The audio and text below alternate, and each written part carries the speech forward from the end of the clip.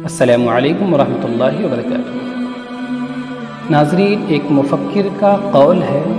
کہ نکاح سے پہلے اپنی آنکھیں خوب کھلی رکھو، مگر نکاح کے بعد اپنی آدھی آنکھ بند کر لو۔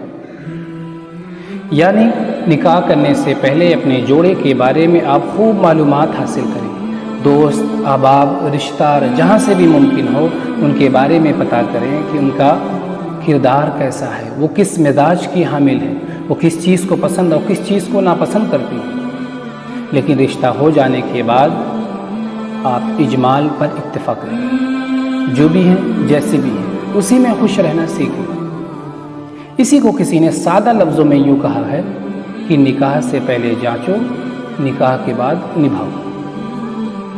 اس لیے کہ اس دنیا میں کوئی بھی مرد یا عورت پرفیکٹ نہیں ہے، مکمل نہیں، اور یہ بھی ضروری نہیں ہے کہ ایک چیز کو ایک فریق معیاری سمجھتا ہو تو دوسرا فریق بھی اس کو معیاری سمجھے۔ اس بنیاد پر خواہ کوئی کتنا زیادہ ہی صحیح کیوں نہ ہو، دوسرے فریق کو آخری حد تک مطمئن کر ہی نہیں سکتا۔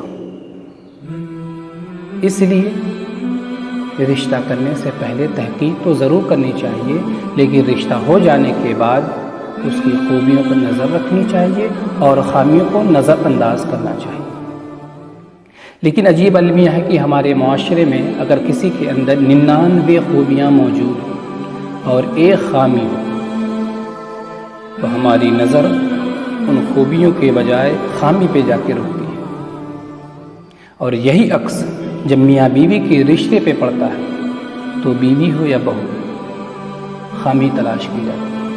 اور اگر یہ سلسلہ دراز رہا، دونوں ایک دوسرے کی خامیوں کو تلاش کرتے رہے تو نتیجہ یہ ہوگا کہ ایک دن دونوں لڑ کر علیحدگی اختیار کر لیں گے۔